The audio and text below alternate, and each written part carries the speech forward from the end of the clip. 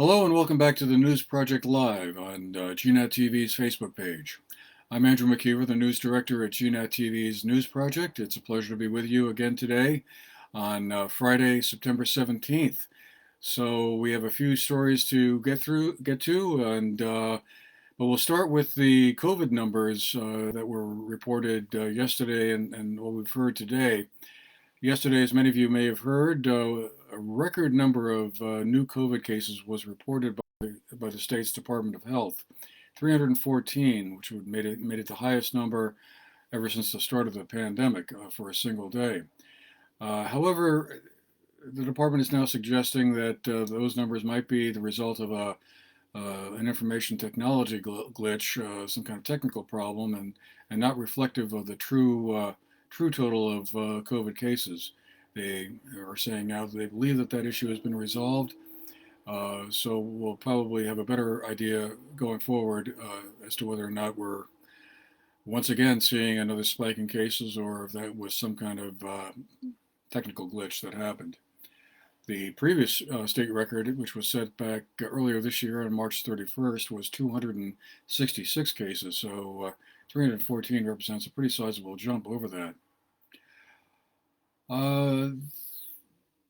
The numbers yesterday, again, 314 new cases, 42 people were in the hospital, 10 in the ICU. That came to a total of 294 deaths.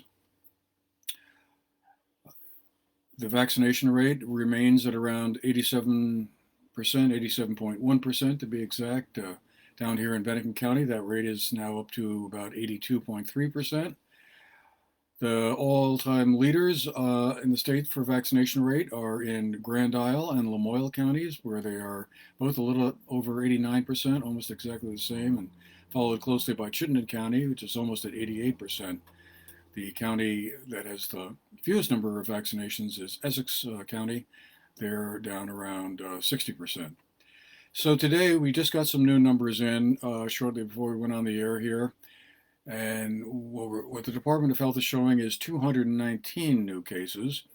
41 are in the hospital, 12 in the ICU, 2 new deaths, unfortunately, so taking that total to 296 now since the start of the pandemic. In Bennington County, just to drill down a little more locally, had 20 of those cases, 20 of those new cases, and a total of 228 over the last 2 weeks. In Windham County, 23 new cases were reported, 160 over the past 2 weeks, and the vaccination rate staying about the same at 87%. So, on we go. Turning to some local news, today was to be the day that voters in Londonderry had an opportunity to go to the polls to decide whether or not they wanted their town to be one of those communities that made it possible for folks to sell cannabis on a retail basis. The vote was going to be held today, but a technical glitch on the warning, the public notification of the warning for the meeting, it was found out earlier this week, was slightly flawed. The newspaper of record over in Londonderry, the Vermont Journal, was not able to print a warning about the vote in time, 5 days before it was supposed to be printed. So while it had been posted on the town's website and a few other places around town,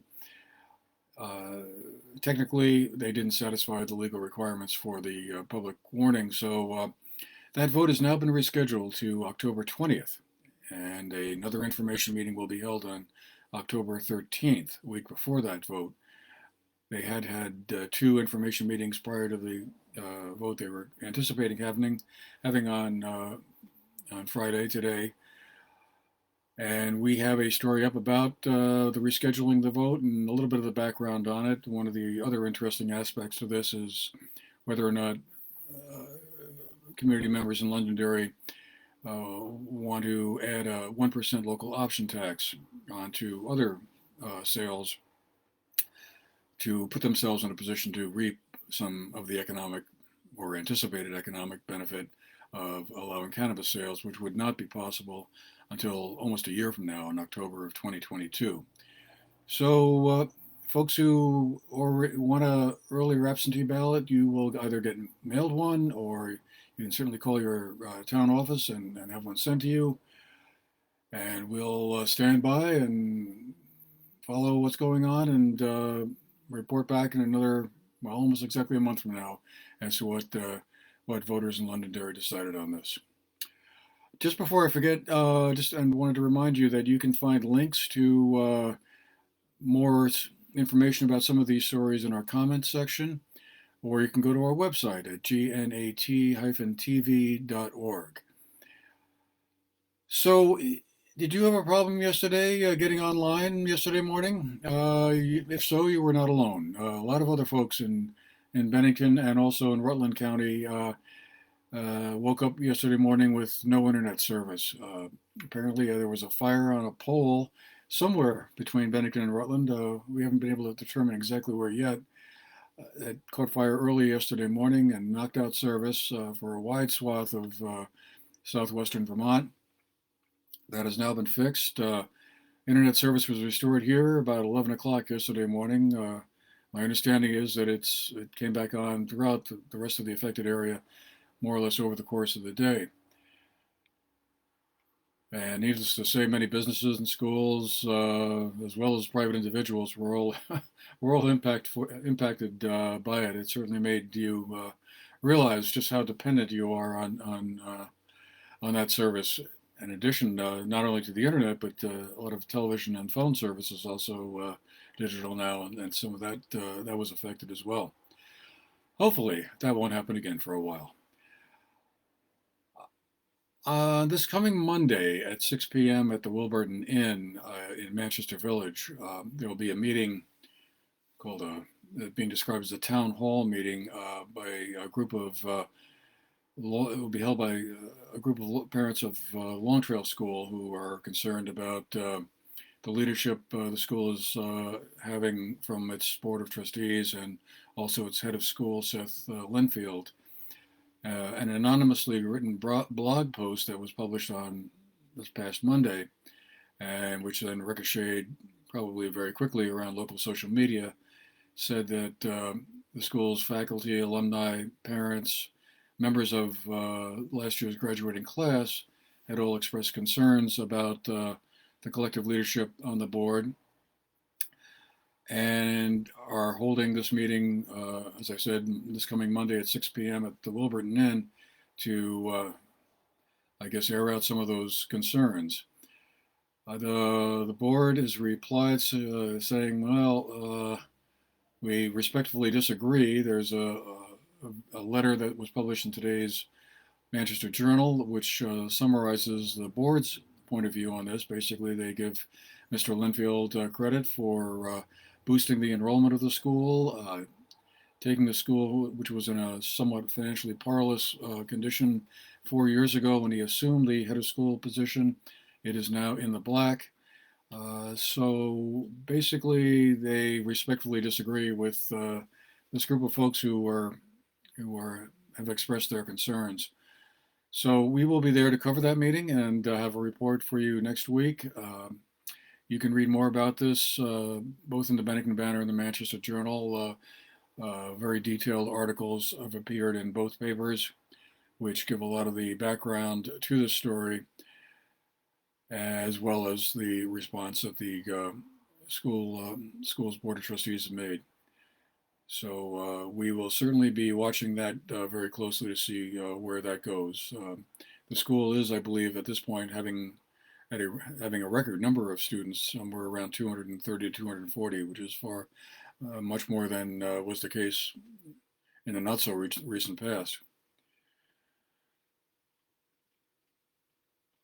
So moving along, we have a story that was posted to our website today, or will be shortly, about the Newarlington Common, which is where the former Catholic Church in Arlington, right near the corner of Route 313 and Route 7, next door to the Arlington Inn. St. Margaret Mary's Catholic Church has been closed for about 10 years. There's two other buildings on that 2-acre lot, a former rectory and also another building behind the church, probably was used for storage and perhaps a few other odd events from time to time. But a local nonprofit, the Arlington Arts and Enrichment Program, is in the final stages of acquiring the church property from the Catholic Church, and they hope to set up an exhibit space, a gallery space for artists on the ground floor of the former rectory. There will also be opportunities for co-working space and cooking classes and a variety of other community events, which currently there's not a really as good a potential venue as the leaders of the Arts and Enrichment Program are hoping to provide at the new church, at the old church and the old rectory. An art exhibit featuring the work of Norman Rockwell will be on display to kick things off, and there'll be an open house that will be held tomorrow during Norman's Attic, a street fair that's been on for several years now in Arlington. You can go in and check it out and probably meet some of the directors, and they'll be happy to tell you what some of their plans are about that. In the church, the former church, that's anticipated to be used for musical concerts and other events, maybe things like TED Talks or business events. There will be a housing summit held there on October 13th that two of our local state representatives, Kathleen James and Seth Bongartz, have organized. That sounds like an extremely interesting agenda, and we will definitely be there covering that too. The church has a seating capacity of about 275, so it could hold a lot of folks.